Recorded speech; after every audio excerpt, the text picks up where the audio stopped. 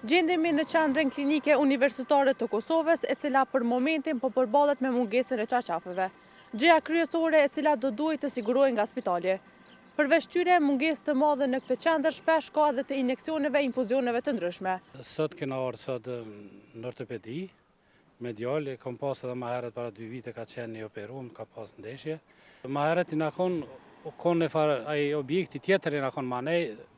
Atëherë kena marrë çarçafa këtë, domthon çka kena pas, i kena marrë për shtëpinë, i kena marrë. Për shtëpi i kena marrë.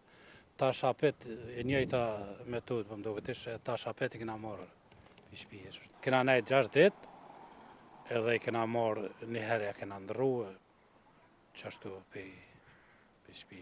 Jo, se s'kam pas rast ka kon smut. Po në repartin e syve, katën e parë, arove me keqe, krejt për prodromit jenë zia ta punëtor që shpo me punu në të arome shumë të keqe.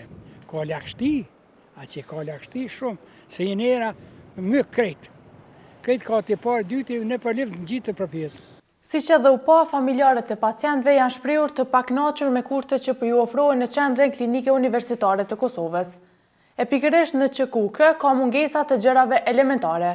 Bëhet fjalë për fasha, terapi e aty nuk gjenden as çarçaf për pacient. Shpesh herë dhumat janë të mbushura me pacient e shumë prej tyre detyrohen që terapi t'i marrin në karriget e korridorëve. Por të fokusohemi tek mungesa e çarçafeve që është problem disa vjeçar brenda QKUK-s. Derisa qytetarët shprehin pakënaqësitë e tyre me këtë gjendje të krijuar lidhur me mungesën e çarçafeve në disa reparte, për lajmin net kanë dhënë përgjigje edhe nga zyra e drejtorit të QKUK-s. Milinda Qyçalla nga kjo zyrë ka njoftuar se gjatë vitit 2024 janë zhvilluar procedura të prokurorimit për furnizim me çarçaf, jastëk dhe artikuj të tjerë të gjashëm.